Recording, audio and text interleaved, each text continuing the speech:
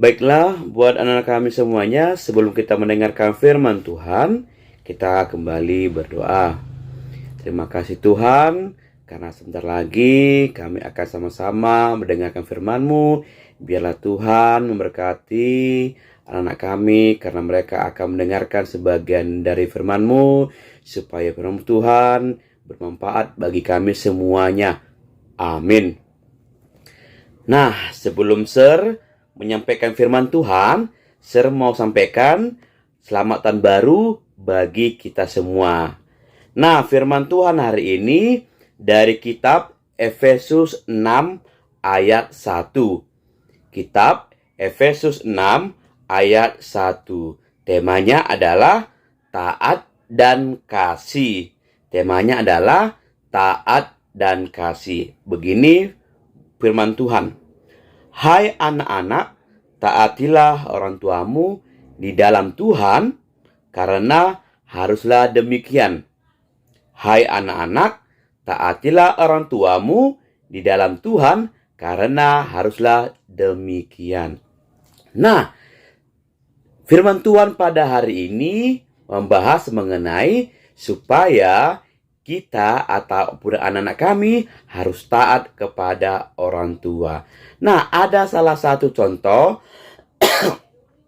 taat ataupun sikap taat kepada orang tua. Yang pertama itu adalah kita harus mendengarkan nasihatnya. Yang kedua adalah kita harus mengasihi dan membantu orang tua. Dan yang ketiga adalah kita harus dapat membahagiakan orang tua, karena itu adalah contoh dari taat kepada orang tua. Nah, ketika di rumah, orang tua kita itu adalah ayah dan ibu. Nah, bisa juga abang atau kakak, seperti itu. Tapi ketika orang tuamu di sekolah itu adalah guru, seperti itu. Jadi, supaya orang tua kita bahagia, supaya orang tua kita panjang umur, kita harus taat dan mendengarkan semua nasihat orang tua. Seperti isi firman Tuhan kita hari ini, hai anak-anak, taatilah orang tuamu dalam Tuhan, karena haruslah demikian. Nah, ada beberapa manfaat apabila kita taat kepada orang tua. Yang pertama adalah umurnya akan panjang. Yang kedua adalah kita akan mendapatkan berkat atau rezeki daripada Tuhan. Yang ketiga, hidup kita akan bahagia. Dan keempat, cita-cita kita akan tercapai ketika kita mendengarkan semua nasihat-nasihat orang tua. Dan banyak lagi manfaatnya apabila kita taat dan patuh kepada orang tua kita. Nah, ada salah satu contoh tokoh Alkitab yang selalu taat kepada kedua orang tuanya. Ceritanya adalah Kain dan Habel. Salah satu dari mereka selalu taat kepada kedua orang tuanya, sehingga Tuhan memberikan berkat kepada